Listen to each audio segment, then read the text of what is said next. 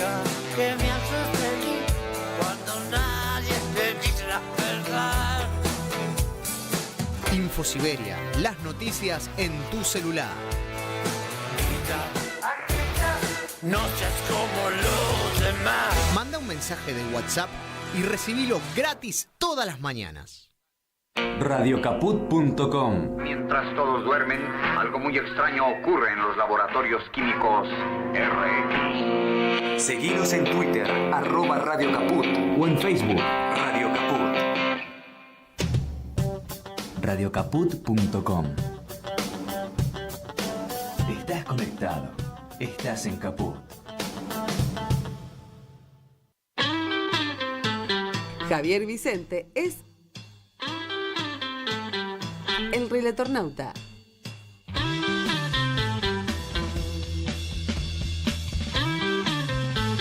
El Relatornauta.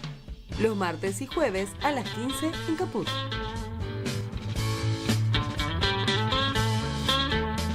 La tierra que te da la vida da un tiempo para decidir, eligiendo inteligentemente, todo el mundo podrá ser feliz. Jugo de tomate frío, jugo de tomate frío, en las venas deberás tener.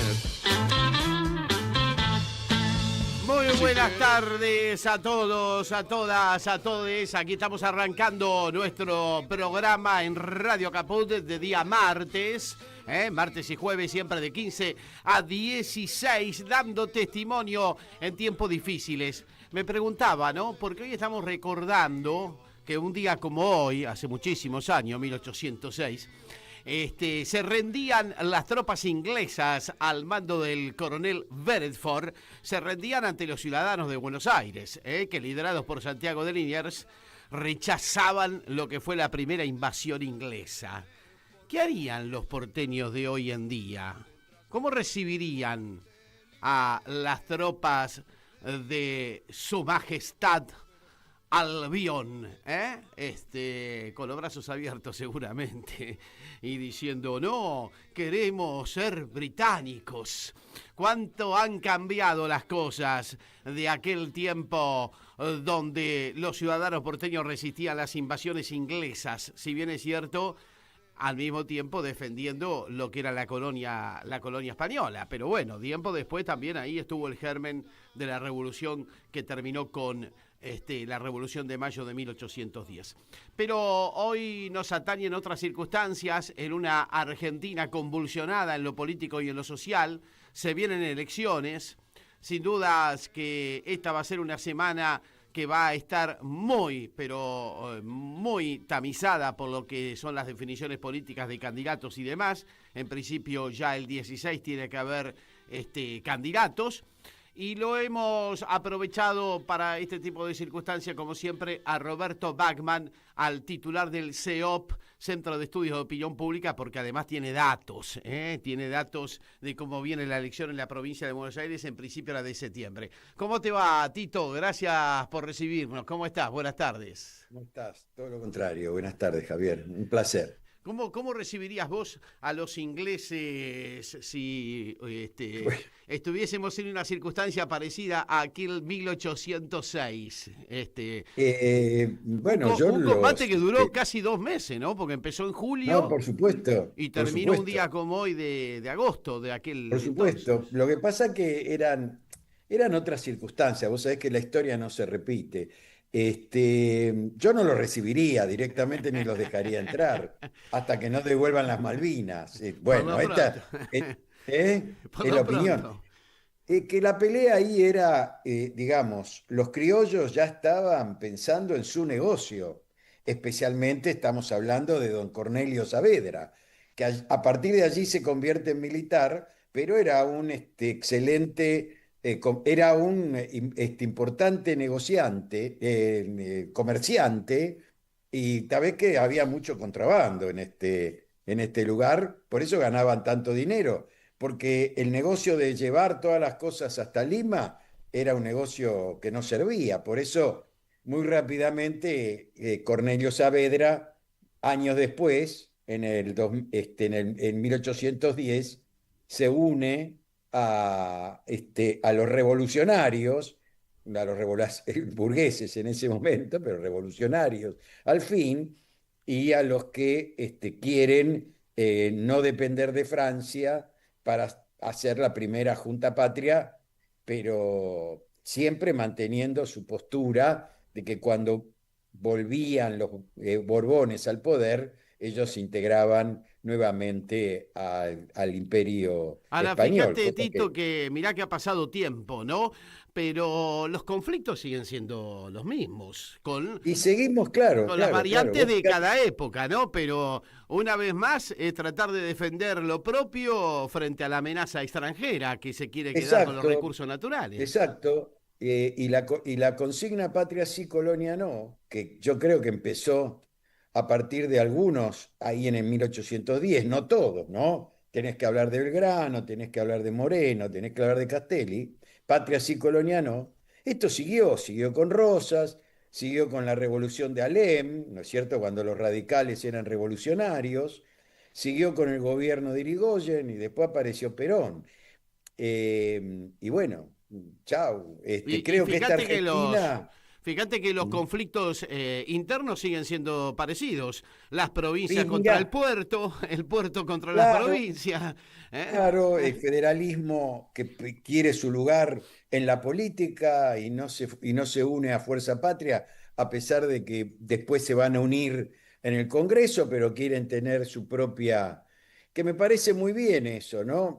No dejar pasar a Milei en el Norte Grande. Milei es presidente de la Argentina por el Norte Grande, Ujú. porque si en el balotaje se hubieran puesto realmente las botas para militar ese balotaje, no sé si hubiera ganado Milei, ¿no? Es más, Massa quedó a 3 puntos de ganar en la primera vuelta. Estuvo muy cerca Massa de ganar esas elecciones. Pero bueno, hoy seguimos con Patria sí, Colonia no. Digamos, Milei quiere una colonia y quiere ser súbdito, en este caso ya no de los ingleses, sino de los americanos. Y los americanos quieren que los ingleses sigan teniendo las Malvinas por un tema estratégico. Entonces, Milei ya no la llama más Malvinas, le puso Falklands. Pero bueno, ya, ya vendrán tiempos mejores. Sin dudas. Por lo pronto tenemos por delante una elección inédita, que es la elección de medio término en la provincia de Buenos Aires, separada de la nacional, algo que nunca había Claro, ocurrido algo desde la recuperación democrática, ¿no es cierto? Y bueno, así es. hay muchos Solamente pasó en el interrogantes. año 48, así que no, Mirá, no hay, bien, bien hay datos lejos. concretos de eso. Claro, y bueno, hay especulaciones de todo tipo acerca de esta elección. Lo primero, ¿cómo se va a contabilizar? Si se va a contabilizar por secciones electorales o si se va a contabilizar el voto total de toda la Y provincia, ¿no? lo van a hacer eso, si no lo hace la justicia electoral, porque son 8 elecciones independientes, porque se eligen por sección electoral, son 8 secciones, cada sección tiene un candidato diferente, la mitad de las secciones eligen senadores provinciales, la otra mitad de las secciones eligen diputados provinciales y todas las secciones eligen por municipio a la mitad del Consejo Deliberante, bueno, y los consejeros escolares. Así que, pero los medios van a hacer El el cálculo número, si no total, lo ¿no? hace la Van a ser justicia electoral. Claro. Obviamente que lo van a hacer. Y en ese Porque sentido, de acuerdo a las mediciones que ustedes han hecho, ¿qué están viendo? mirá, por lo menos lo que estamos viendo hasta ahora hay una leve ventaja del peronismo tomado globalmente. Vos tenés que tener en cuenta un dato muy importante en esta elección. La primera y la tercera, que son el Gran Buenos Aires, el conurbano bonaerense, la primera es norte y oeste, norte más bien Gorila menos San Fernando y Tigre, que en Ujú. esta oportunidad va a jugar para Somos, no para el peronismo, Zamora. y el oeste que es más peronista, digamos. Ahora, el sur es muy peronista, muy poblada, las dos son muy pobladas. ¿Sabés cuánto pesan del padrón provincial, las dos juntas? Y debe estar en 70%. Pensé que menos, pensé que 50. Sí, no, 70%, Casi 70%. todo el padrón provincial, prácticamente. Claro, si a eso le sumás la quinta y la sexta, prácticamente con la quinta y la sexta, ahí está el resultado. Claro. Entonces, ¿qué es lo que está Hay dos ocurriendo? ciudades de la quinta que me inquieta el resultado. Mar del Plata. Claro, por las circunstancias en que ya se da esta elección. Porque si uno dijera, bueno, es una elección como siempre, ya sabemos, Mar del Plata y Bahía Blanca son ciudades refractarias al peronismo. Pero son ciudades No, que la pero están bueno, Bahía pasando Blanca mal. viene Claro, viene a haber ganado un peronista en la intendencia y y después de dos inundaciones.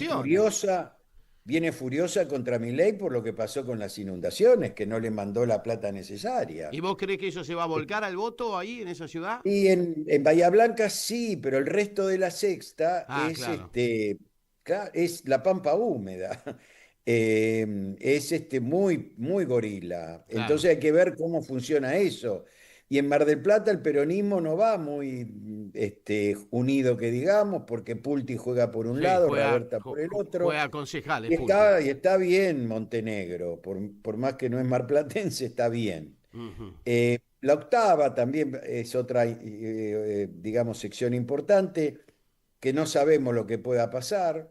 En la última elección la ganó ALAC por el padrón de extranjeros, fue donde hizo la diferencia, que se contabilizó después.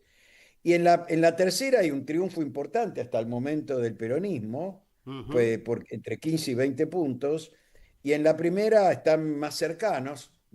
Por supuesto que en la primera no está ganando el peronismo, pero la diferencia es exigua. Pero acá todo va a depender del nivel de votación. ¿Ves mucho Hay ausentismo? más interés en votar, hay más interés en votar entre los adeptos a la Libertad Avanza que entre los adherentes a Ajá. Fuerza Patria. Eso lo tenés registrado. Esto está registrado en la encuesta. Ahora, hay un otro tema muy importante que es la presencia de los intendentes peronistas, tanto Claro. en la tercera como en la primera.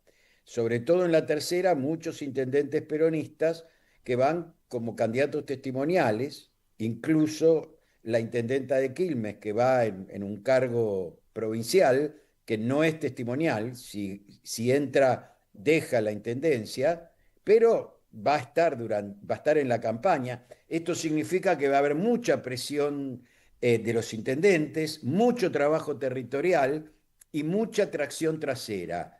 Si esto se cumple, el peronismo puede ganar. Pero después de lo que pasó en la ciudad de Buenos Aires, que el peronismo no ganó porque le faltaron votos en el sur de la ciudad, hay que estar atentos a las encuestas porque a veces podés equivocarte. Así que vos viste que tanto mis colegas como yo estamos muy cautelosos con los números de la provincia. Claro, claro, Porque claro. esta es una elección donde el mileísmo quiso imponer una consigna en la tercera sección electoral y en la quinta lo va a hacer, que va a ser la inseguridad con Montenegro a la cabeza, eligió un candidato bastante ignoto, que es el comisario Bondarenko, que no tiene buen conocimiento ni siquiera en Florencio Varela, donde es concejal, Mirá.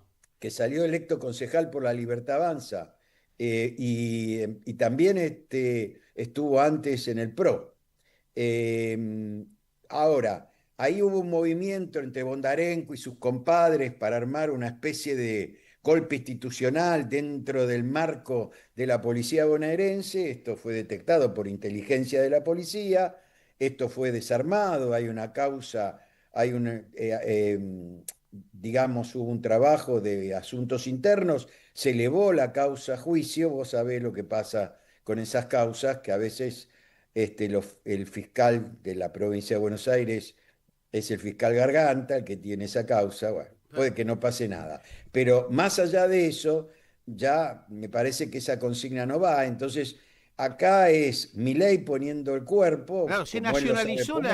la elección provincial, ¿no? Algo que por ahí no estaba Y tan se previsto. nacionalizó. Lo que hacen los intendentes es tratar de territorializarla. Yo por lo menos con los intendentes que conozco, con los intendentes que trabajo, hay todo un trabajo de territorial. Todos los días con zapatillas o botitas si llueve, y arriba con la gente caminando, dando la cara, yendo a los barrios, haciendo actos. Esta es la campaña, ¿no es cierto? Acá no pasará el mileísmo. Milei no pasará. Esa es la El campaña. modelo neoliberal no va en la provincia de Buenos Aires. Esto mismo lo dice Kicillof.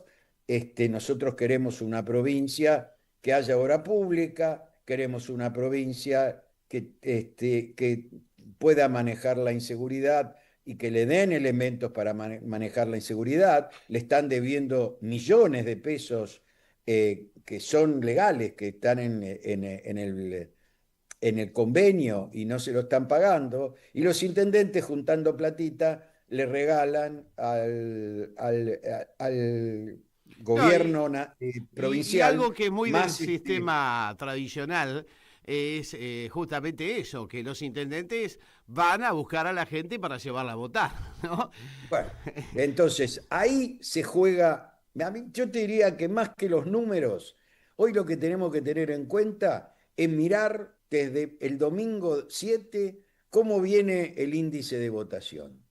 Si el índice de votación está bajo del 50%, en la tercera estamos complicados. Vamos a ver, hay que seguir trabajando, todavía falta, es una campaña corta pero intensa. Sí, Vos falta fíjate que menos de un mes. prácticamente ya estamos en Menos de un mes. el tramo final de la campaña, ¿no es cierto? Así es. Hoy estamos a 15, prácticamente a 12 de agosto, falta menos de un mes.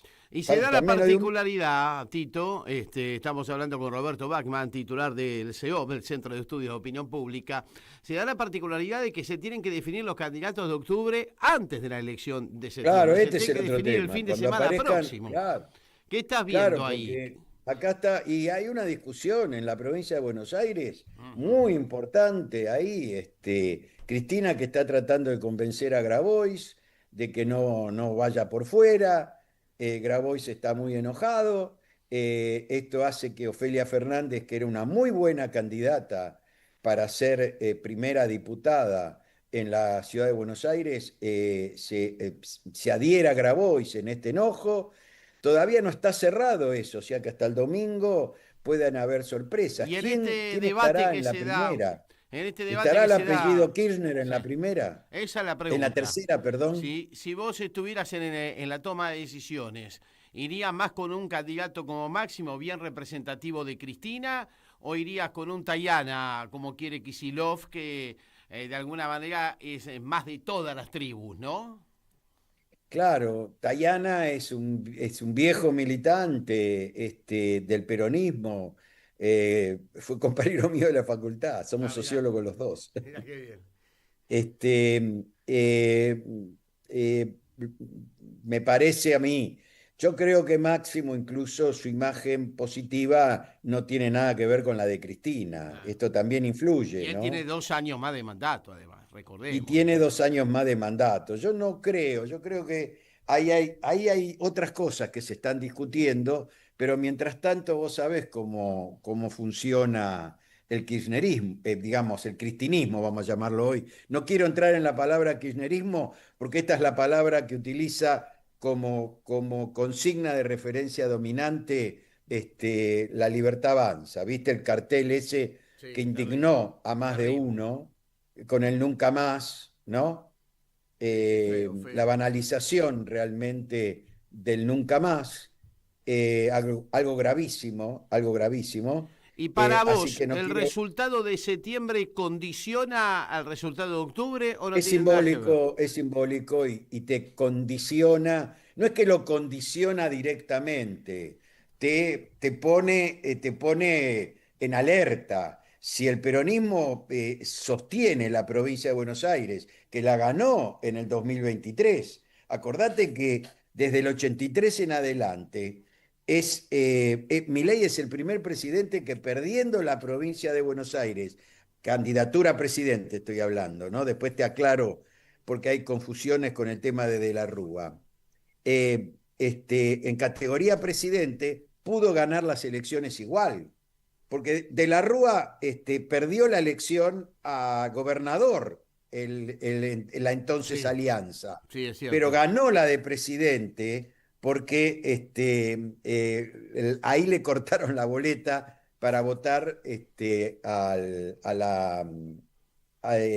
no a Duhalde, sino usaron otra boleta, que era la boleta de Cavallo, que venía con Cavallo candidato a presidente y con Rucauf como candidato a gobernador. Claro. La sumatoria de esas dos boletas le dieron el triunfo a Rucauf, pero para presidente ganó de la Rúa. O sea, a pesar de haber perdido con esa boleta, ahora eso no se puede hacer más. No puede haber dos candidatos en dos boletas distintas. Esas boletas tipo espejo o semi-espejo no se puede hacer por la nueva ley electoral, por ahora digo, porque te pueden cambiar la ley en cualquier momento. Pero bueno, sabemos que la provincia de Buenos Aires no fue la madre de todas las batallas y hoy la Libertad Avanza la quiere convertir. Ahora, si el resultado del 7 de septiembre le da un triunfo, aunque sea por un punto, vos fíjate la importancia que tuvo para Cristina Fernández la derrota por un punto y medio en la elección del 2017 en la provincia de Buenos Aires a senador nacional. ¿Te acordás? Sí, claro. Que la perdió con Esteban Bullrich. Claro. Ahí Cristina tomó conciencia, esto es una opinión personal, no lo charlé con Cristina esto, pero por eso Cristina en el 2019 se corre y busca un candidato alternativo, que fue Alberto Fernández. O sea, buscó aprovechar ese núcleo duro que ella tenía porque perdió por poquito la provincia de Buenos Aires. Y para una elección de medio término, perder por poquito no está mal, porque obtuvo la misma cantidad de diputados, un senador nacional menos nada más, ¿no? Pero vos fijate la importancia simbólica que tiene estas elecciones de medio término en la Argentina. Totalmente. Bueno, Roberto, como siempre es un placer charlar contigo. La vamos a seguir antes de que se produzca este comicio del 7 de septiembre, ¿te parece? Dale, viejo, dale. Un abrazo. Un abrazo grande. Roberto Bachmann, charlando con nosotros un poco con datos fresquitos de la provincia de Buenos Aires. Estamos a menos de un mes de la elección provincial. Esta semana, este fin de semana más tardar, se tienen que definir los candidatos del mes de octubre, para la elección nacional del mes de octubre. Bueno, y como decíamos, ¿no? Hoy estamos recordando la derrota de las invasiones inglesas en pleno Buenos Aires, un día como hoy. Por eso bien vale este informe a modo de recordatorio para nuestros oyentes de qué pasaba en aquel entonces y porque hoy recordamos el triunfo de los criollos frente a los invasores ingleses. El 27 de junio de 1806, 1.500 soldados del Imperio Británico desembarcan en Buenos Aires. Las autoridades virreinales no presentan combate y un general inglés, Beresford, se autonombra gobernador. Pero el pueblo se resiste a la invasión y Buenos Aires será defendida por su propia gente. Hay que organizar la defensa. Ya hay gente que está en eso, conozco el lugar, vamos. Comerciantes criollos y españoles toman partido contra el invasor inglés. Dos de ellos, Martín de Álzaga y Juan Martín de Pueyrredón, son los principales sostenedores de la resistencia. Una multitud de vecinos que se arman y planean sabotajes. Señor, nos informan que Santiago de Liniers ya está viniendo a Buenos Aires para encabezar la rebelión. El 10 de agosto se inicia una ofensiva militar a cargo del capitán Santiago de Liniers. Zarpa de Montevideo y en Buenos Aires 3.000 voluntarios se suman a la lucha.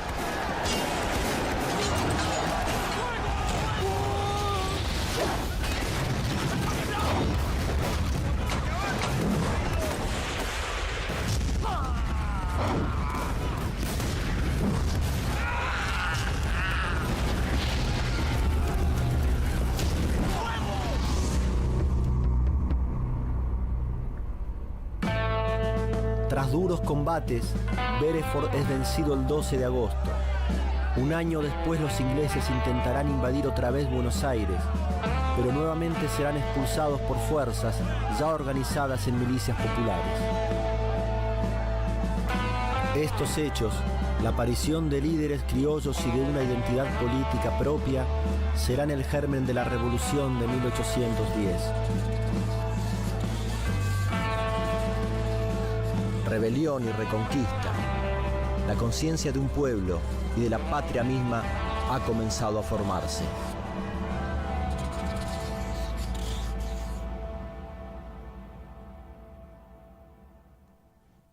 Bueno, ahí estaba el recuerdo a modo de informe audiovisual de los hechos acontecidos un día como hoy en 1806, ¿no? Cuando el pueblo de Buenos Aires resistió a las invasiones inglesas y derrotó a un ejército que venía de ganar nada menos ni nada más que en Trafalgar, de derrotar a Napoleón en Trafalgar.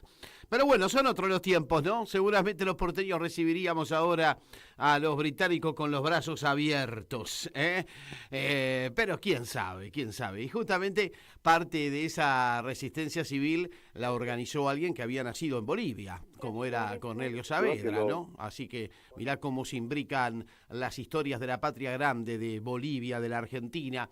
Y hablando de Bolivia, este fin de semana son las elecciones presidenciales allí, y por eso lo hemos convocado a Ariel Basteiro, que fue embajador argentino en Bolivia durante los gobiernos populares, el de Cristina, lo tengo muy presente, por cierto. ¿Cómo te va, Ariel? ¿Qué decís? Buenas tardes, Javier Vicente, aquí en Radio Caput. ¿Cómo andás?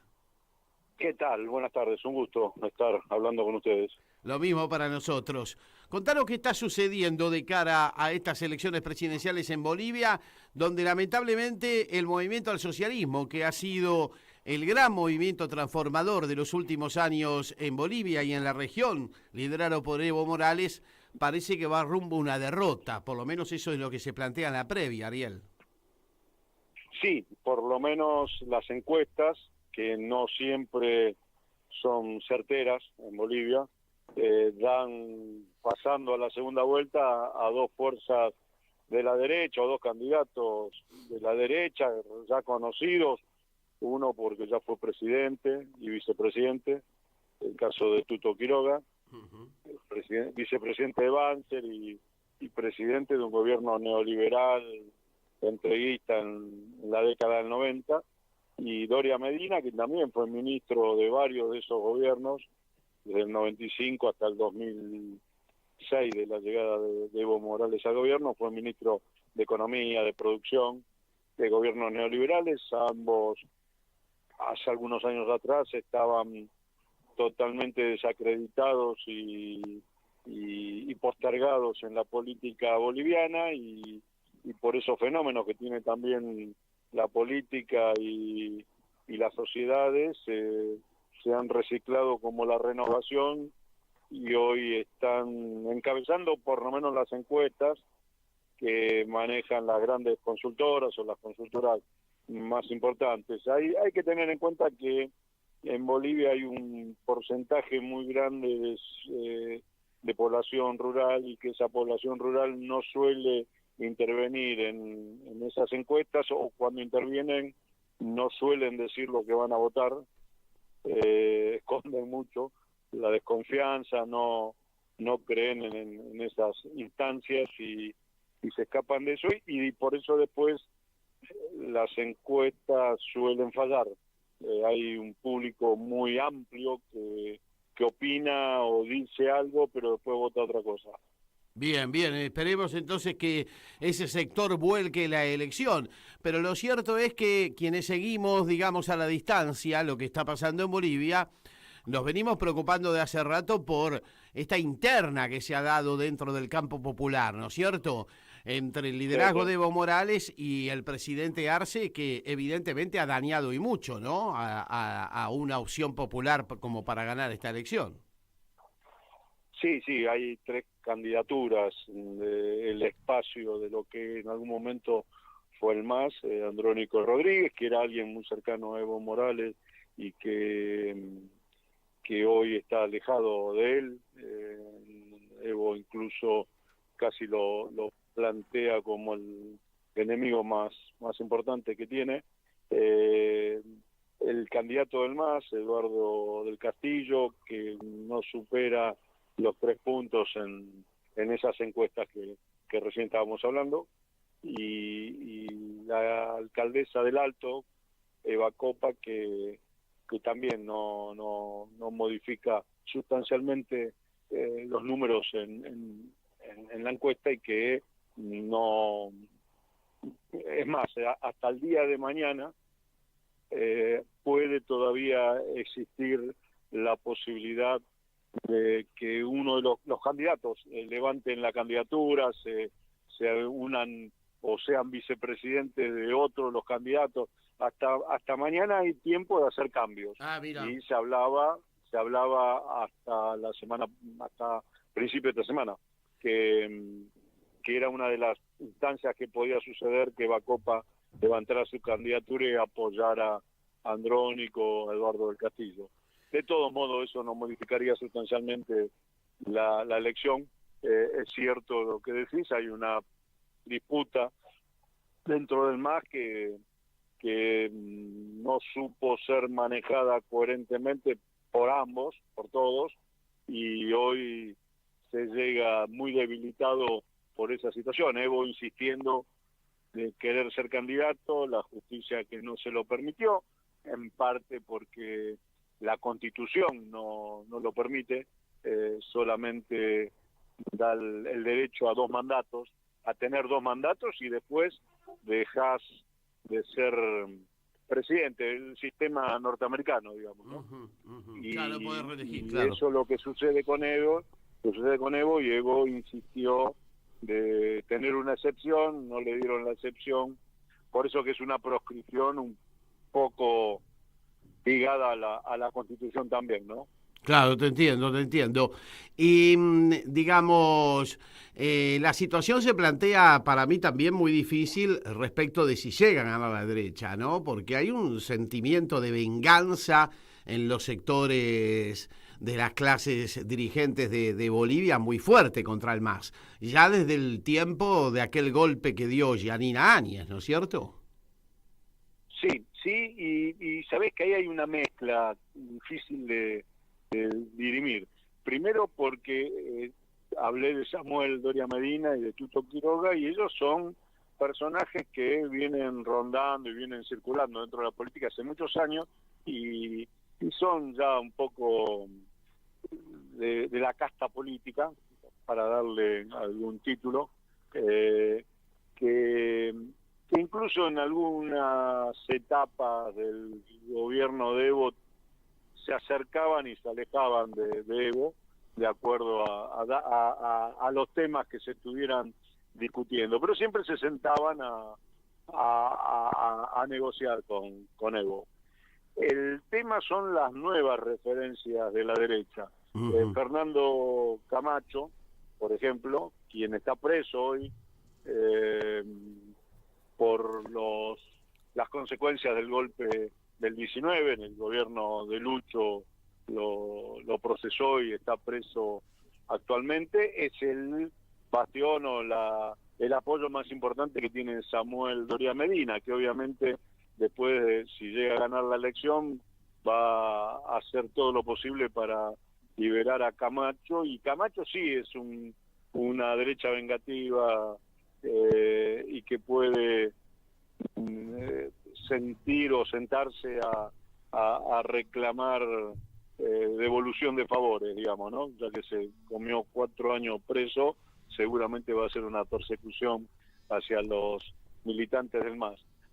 O el que hoy es el alcalde de Cochabamba, Manfred Reyes, que también tiene un perfil policial militar de derecha extrema, y que también quizás tome una actitud parecida. Y después está esa otra derecha un poco más diluida, republicana, que se sienta a negociar con quien tiene que negociar. Así que dependerá quién es el que pone o asume determinadas responsabilidades, y quizás sí se van a vivir momentos de mucha conflictividad en Bolivia.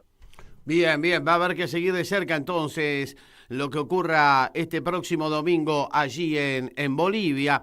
¿Algún detalle más, Ariel Basteiro, que le puede llegar a interesar a nuestra audiencia? Sobre todo porque, claro, uno siempre tenía muy presente a los gobiernos del MAS como gobiernos exitosos en lo económico incluso también, ¿no? El primer y segundo gobierno de Evo, Arce, que fue ministro de Economía de Evo. ¿Hoy cómo está la cosa? La situación económica está complicada fundamentalmente porque a partir del año 2019 hubo una merma, una caída muy importante en la producción del gas, que era lo que le generaba a Bolivia ingresos de divisa fresca permanentemente, y fue lo que sucedió durante los 14 años del gobierno de Evo. Tuvo esa ventaja, esa situación provechosa que obviamente aprovechó muy bien también, digamos, ¿no? Y logró establecer inversiones y ya sea en infraestructura y inversión social que nunca antes Bolivia había tenido. Desde el año 2019 los ingresos de divisas en Bolivia son muy bajos y eso es lo que generó algún inconveniente en la economía boliviana por falta de dólares, al margen de que más o menos la inflación se mantuvo baja, que hay consumo interno importante, que hay ocupación plena. Otras variables de la economía han generado así como mucho nerviosismo en la gente, fundamentalmente el tema de la adquisición del dólar. Y esto es un elemento que termina influyendo en la baja performance o en el bajo apoyo que tenía Lucho como para ser candidato. Tuvo que desistir de ser candidato en gran parte por eso, y de abrir la posibilidad que la derecha quiera gobernar. De los dos candidatos, un dato no menor y que revolucionó Bolivia fue la Constitución Plurinacional, que en el 2008 se votó y se instaló como un cambio muy profundo en la organización social de Bolivia. Bueno, el candidato Tuto Quiroga plantea que hay que suspenderla, que hay que volver a la vieja republicana, a la de anterior a la plurinacional, y Doria Medina, por ejemplo, dice de sostener esa constitución. Y no es un tema menor, porque, vuelvo a repetirte, fue el artífice de los grandes cambios bolivianos sociales, por lo menos, fue esa constitución. Y un dato también importante a tener en cuenta para el próximo domingo es que también se votan diputados, legisladores. Y si los números marcan lo que dicen las encuestas, o sea que los 2 o 3 partidos de derecha son los que más miden, y recién aparece Andrónico con un 8% y el MAS con un 2%, la Cámara de Diputados va a quedar constituida por una gran mayoría de diputados de derecha. Claro. Y eso es lo que va también a permitir que todos los avances, todas las estatizaciones que Evo llevó adelante, las nacionalizaciones que Evo llevó adelante, puedan correr peligro de volver para atrás, ¿no? Claro. ¿Se gana por mayoría simple o hay balotaje? Hay balotaje, el balotaje va a ser en octubre. Pero los diputados, la Cámara de Diputados se conforma ahora, claro, con los votos de esta elección. Ariel Basteiro, gracias, No, gracias a ustedes, y hasta la vuelta. Ariel Basteiro, el ex embajador argentino allí en Bolivia, contándonos sobre las elecciones de este próximo domingo, ¿no? Y cómo a veces por cuestiones de internas, de intereses, de egoísmos personales y de no respetar ciertos liderazgos. Para mí el liderazgo de Evo Morales es un liderazgo indiscutible, pero bueno, algunos se lo han planteado así y lamentablemente ahora el campo popular está en peligro de perder las elecciones en Bolivia con todo lo que ello significa, ¿no? Con una clase dirigente en Bolivia muy sanguinaria y muy vengativa, lamentablemente, que fue capaz de dar un golpe como el que dio con Janine Áñez en su momento, un golpe totalmente sangriento. Bueno, atención que nos preparamos este fin de semana para tener otra vez la feria peronista se instala en Lomas de Zamora, en la calle Gorriti 772, allí en el PJ de Lomas. La gran feria peronista Patria sí, Colonia no, este próximo sábado se instala allí en Lomas de Zamora para los compañeros de Lomas, de 14 a 18 horas. Va a estar la feria peronista este sábado allí, justamente en pleno desenvolvimiento de la campaña electoral de cara al 7 de septiembre. Así que, como siempre, la feria peronista con sus stands emprendedores, sus sorteos compañeros y demás. Y hablando de la elección provincial, nos comunicamos ahora con Paco Duraniona, que fuera intendente de San Antonio de Areco, senador provincial, activo militante del peronismo en la provincia de Buenos Aires. ¿Cómo te va, Paco? Gracias por atenderme. Buenas tardes. ¿Qué decís? ¿Qué tal? Buenas tardes. No, por favor. Gracias a vos. Bueno, el otro día justamente a través de las redes sociales hemos visto que has participado del operativo Clamor para que Máximo sea candidato en octubre, encabezando la lista del peronismo en la provincia de Buenos Aires. Sí, te soy absolutamente franco. No sabía que había un operativo Clamor. No, bueno, es un operativo que se dio así por distintas manifestaciones, no es que hubo un operativo Clamor. No. Totalmente, no, entiendo a dónde apuntás, pero lo que quiero decir es que no es que vi que había algunos compañeros o dirigentes que estaban haciendo este planteo y me sumé, sino que es algo que vengo pensando hace tiempo. Lo hablé incluso personalmente con Máximo. Estoy muy convencido que este es el momento en el que el presidente del peronismo bonaerense, y además todo lo que representa Máximo Kirchner, que va muchísimo más allá de su organización política, a la cual yo no pertenezco, sino que lo veo desde el peronismo del interior bonaerense, desde una mirada federal, con nuestra consigna permanente de promover el arraigo y de también pensar en una renovación y una nueva agenda para la Argentina. Muchos van a decir qué renovación y qué agenda nueva puede representar Kirchner con toda la carga que le han puesto y que le siguen intentando poner a lo que fue una época muy exitosa para el país, para las provincias, para los municipios, y que obviamente ahora se ha puesto de moda bastardearla. Fíjate que hasta Milei hace campaña solamente hablando de que el kirchnerismo desaparezca o ponerle el último clavo al cajón, obviamente siempre con términos muy grotescos y violentos que no ayudan en nada a construir un país en unidad.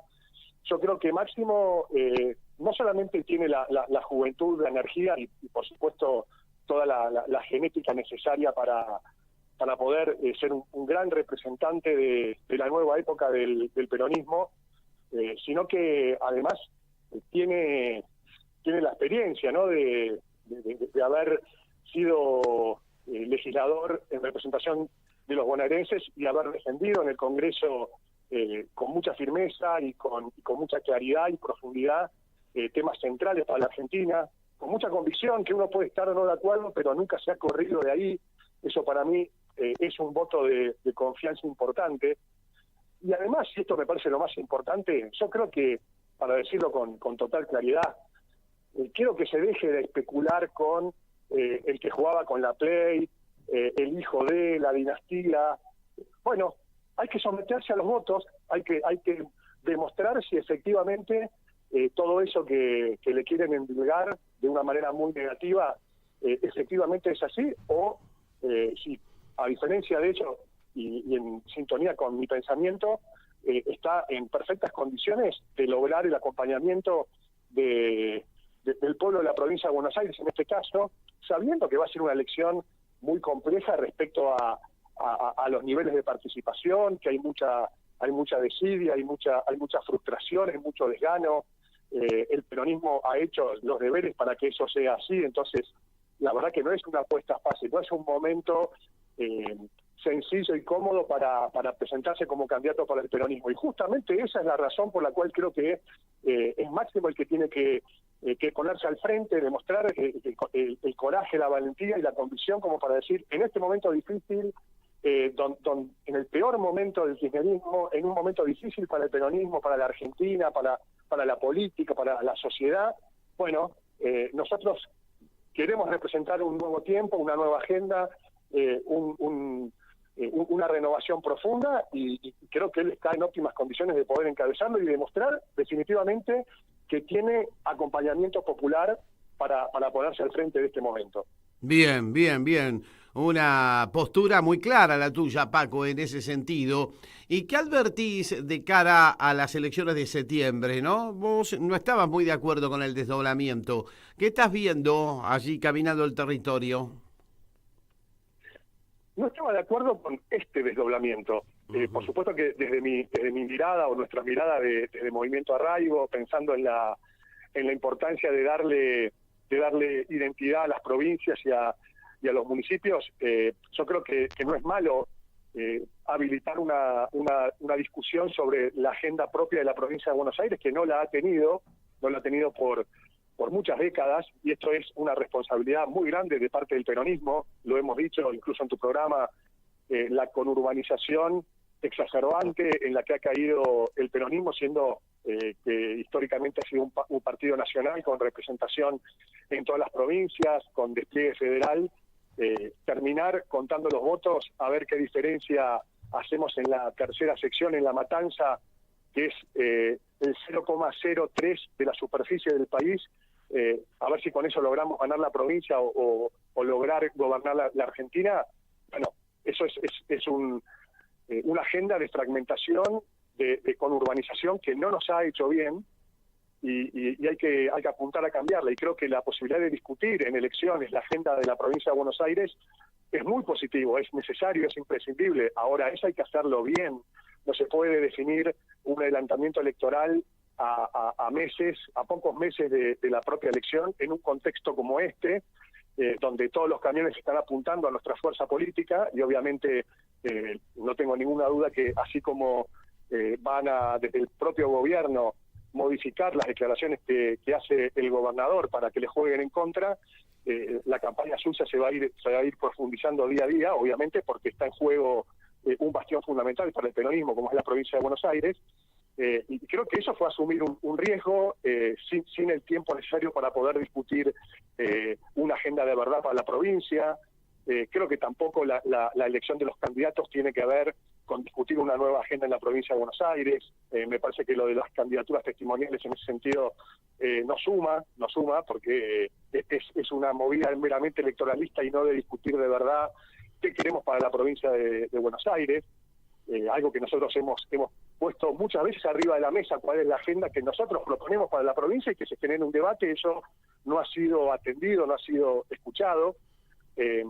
Pero bueno, ya están las cartas arriba de la mesa y ahora hay que encaminarse a esa situación. Fíjate que además, mira el conflicto que tenemos con los cambios de mesas para ir a votar, con nuevas escuelas que fueron puestas para gente que estaba acostumbrada a votar siempre en el mismo lugar, o toda la discusión sobre el cierre de listas, que fue una desprolijidad total. Todavía estamos discutiendo con la Junta muchos distritos, entre ellos el nuestro, en San Antonio de Areco.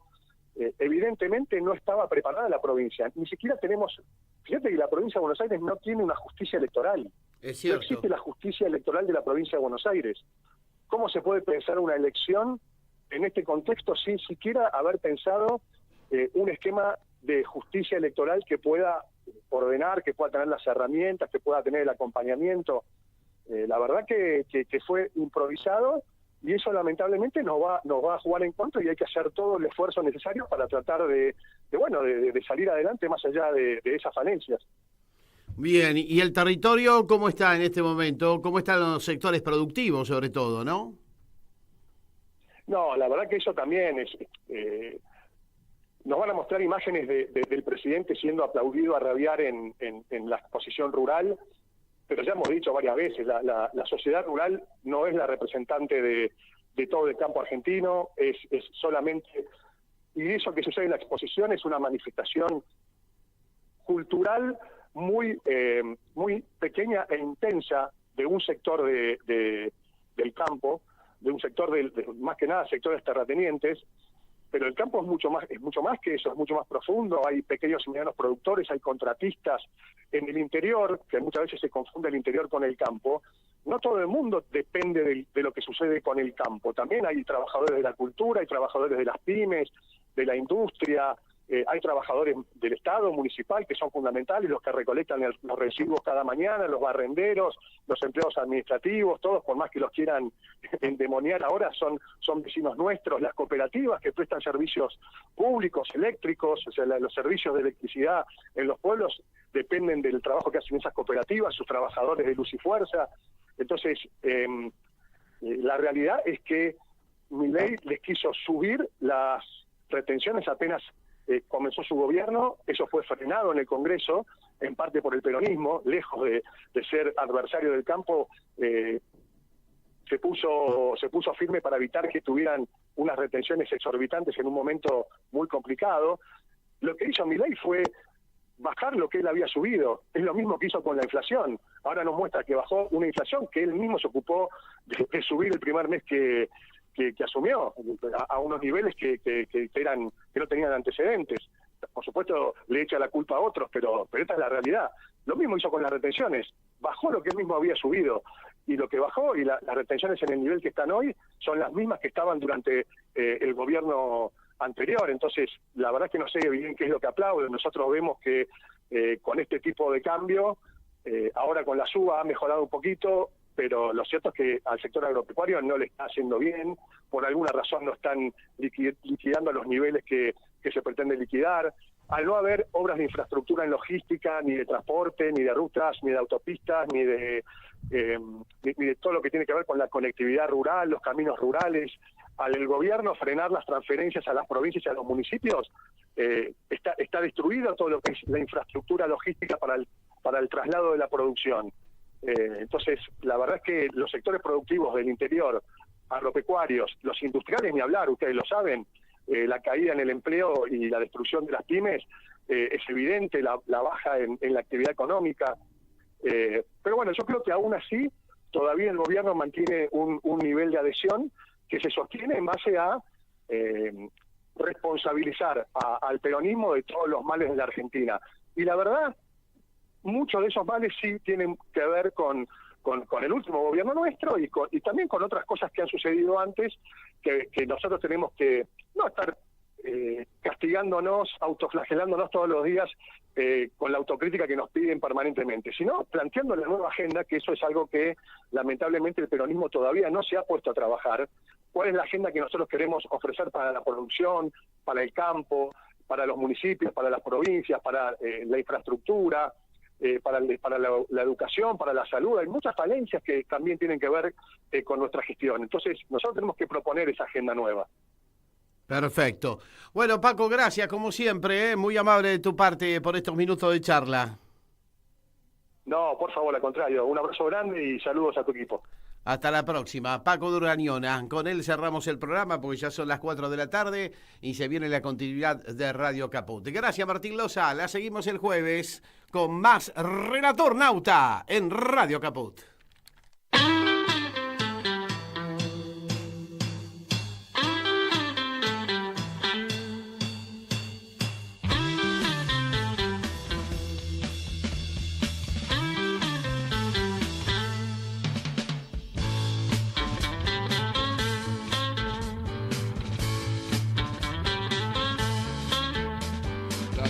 Que te da la vida